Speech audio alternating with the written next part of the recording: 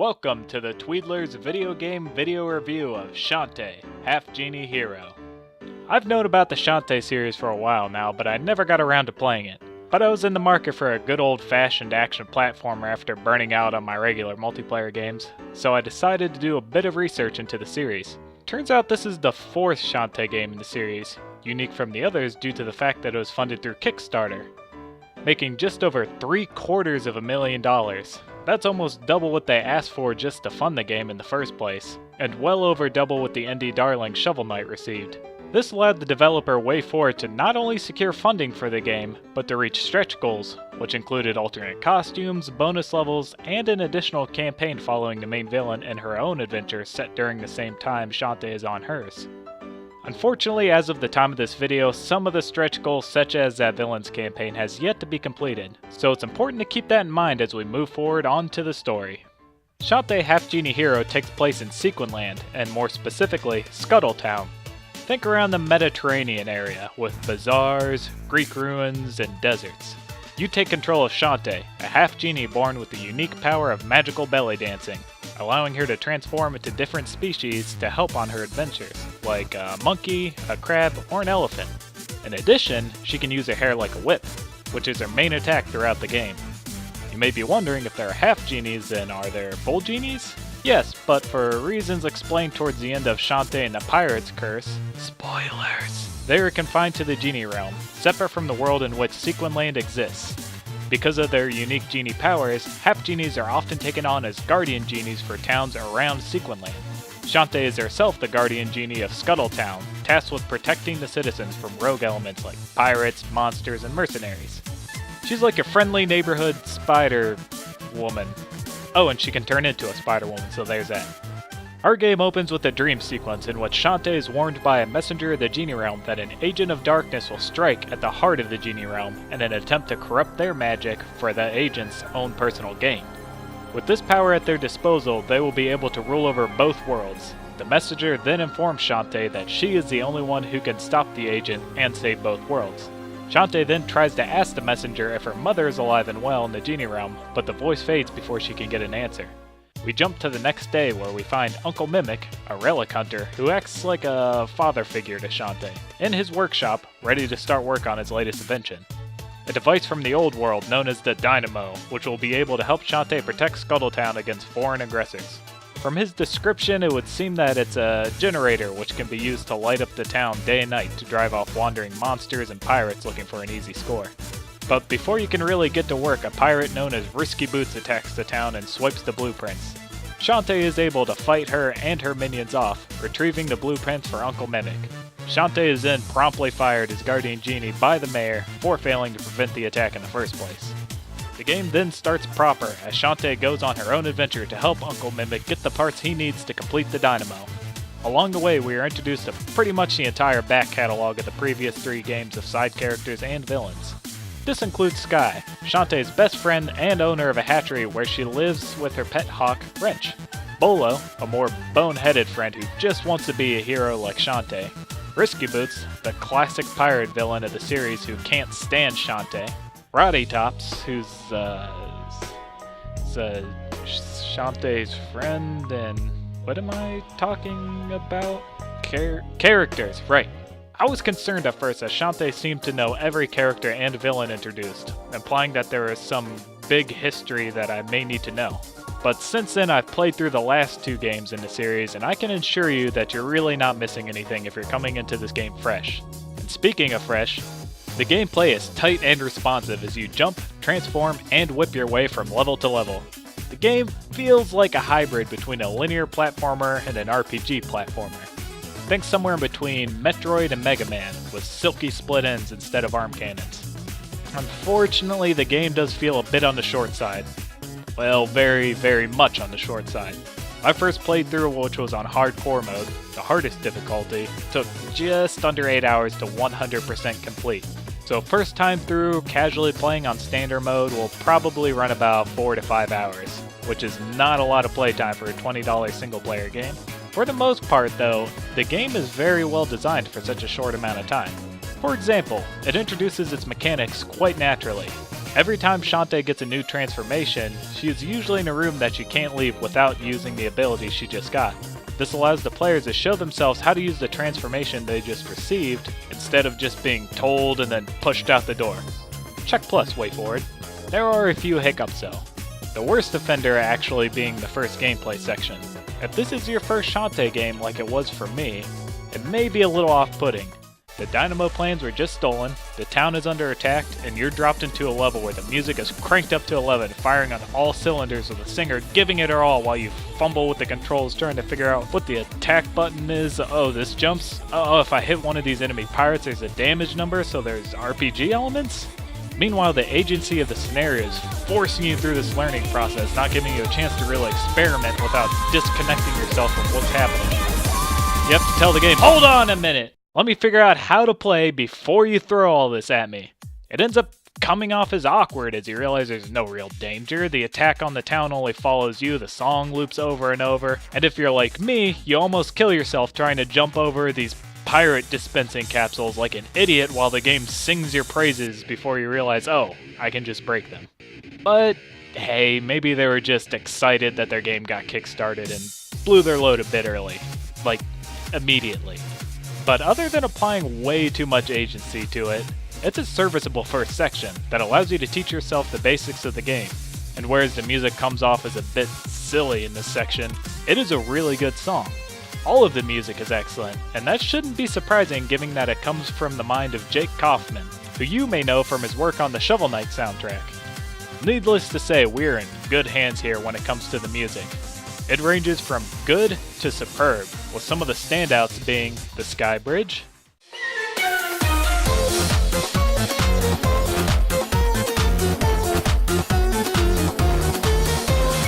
Counterfelt Mermaids,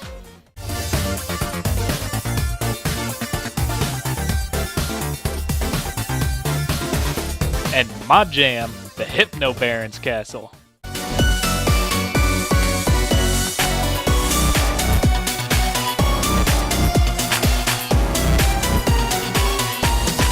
Not to mention, every main character has their own themes like Uncle Mimic, Risky, and Roddy Tops, which is, moving on. The art style. If you're watching this video, you know my art style. Cartoony with thick outlines. So believe it or not, I love the art style of this game. The character designs are clean, bold, and fluid. Colors pop, every character stands out from one another. But, there's that but again. I got a nit that needs to be picked, so please allow me to pick that nit. I couldn't help but notice when I was running through a level that something seemed a little off. And after spending some time thinking about it, I believe I figured out what it is. You see, the character models like Shantae and the enemies are clean HD drawn characters moving through a 3D environment with 2D textures stretched over them. I really believe that in this case, the game would have been a lot better off with 2D HD backgrounds as well. As it is, it looks more like an HD re-release of a PlayStation 2 game with clashing art styles. I mean, look at some of these pieces of concept art. Like the Genie Realm, where you get your transformations and upgrades.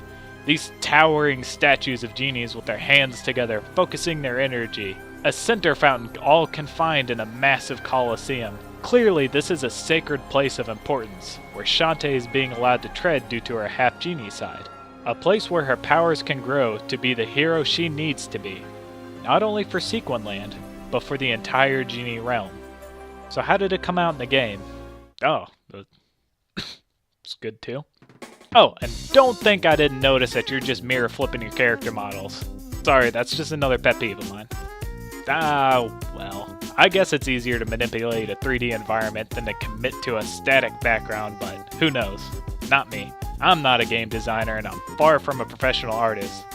But I do dabble. If you're looking for another artist, Wayforward, hit me up. I'll work for cheap. I need the money. Here, check out my portfolio. Oh, not those. Don't look! Okay, it's time to move into spoiler talk. So, if I piqued your interest and you don't want the game spoiled for you, now's your chance to bow out. Are they gone? Alright, let's go. So, we fought our way across Sequin Land, helping out those in need and preventing a hostile takeover or two. After completing the dynamo, we find out that Risky Boots actually switched out the blueprints at the very beginning of the game, tricking Uncle Mimic and Shantae into building a doomsday machine for her, allowing her to reverse the polarity of magic from light to dark, which she plans to use on the Genie Realm, turning them into an army of unstoppable minions. How she plans to control them after they turn evil is beyond me. I mean, I would assume that one rage-fueled genie could probably destroy her with the snap of a finger, but whatever. Let's roll with it. It's up to Shantae to track her down to her hideout and destroy the upgraded dynamo in the heart of a volcano. But after we arrive and whip Risky Boots, we discover that it's too late. The dynamo reverses the Genie Realm's polarity, forcing her to destroy the dynamo and the Genie Realm along with it in order to save Sequin Land. The end. What? Seriously, Risky Boots just forced the genocide of a race of magical beings, possibly including Shantae's own mother, on Shantae's shoulders. What the Funky Kong? Well, as it turns out, no. This is the bad ending. If you collect a bunch of nonsense, Uncle Mimic will help you construct a handheld magical polarity reverser which saves the Genie Realm from destruction after you destroy the dynamo in Risky's hideout. Here we learn that Shantae's mother is still alive and well in the Genie Realm and is proud of her daughter, who she is unable to see at this time. But let's back up. Risky Boots was seeking unlimited power for herself and planned to enslave an entire race of people to do it. But not only that, planned also that the only way to prevent her plan involved her arch-nemesis, Shantae, to commit genocide. Is there any coming back from that? I mean, that's worse than anything Bowser, Dr. Wily, or even Ganon has ever done. Can you imagine if Bowser mind-controlled Toads to take over the Mushroom Kingdom, giving Mario two options, either letting him win, or being forced to release a virus that wiped out the entire Toad population? Yeah. That's even more shocking after playing the previous game, Shantae and the Pirate's Curse, where Risky Boots is a fully developed character and is even humanized and redeems herself a bit at the end. I'm just saying, wow. So with everything I've discussed, how do I ultimately feel about this game? Ultimately, I feel like Shantae Half-Genie Hero is a great stepping in point for newcomers and a great stepping off point for the series. It's a solid platformer with great music and a lovely art style which is approachable and reintroduces pretty much every character from the previous games. It does of course have some issues with pacing and storytelling, but I can't help but feel that those things can be improved upon future installments in the series. Maybe even an upcoming DLC like the Risky Boots campaign, which, as we discussed, was funded through Kickstarter. While it is heavily on the short side, about 8 hours if you really take your time and 100% it for the good ending, I can't help but recommend this game. Its positive aspects aren't just good, they're great. I really look forward to future installments in the Shantae series as a new fan. If you love platformers and have been eyeballing the Shantae series like I have, this is certainly the one to start with. Thank you for joining me for my Shantae Half-Genie Hero video game video review. If you're interested, I also made a video with some tweaks that I would like to see applied to the game. If you enjoyed the video, let me know with a thumbs up like. And if you'd like to be notified whenever I make another video, subscribe to the channel. I also have a second channel, Professor Tweedler, where I look at our history as well as the lore of some of our favorite fictional worlds and characters. So if you're the kind of person who'd be interested in something like that, hop over there and give it a look. Until we meet again, live and let rock.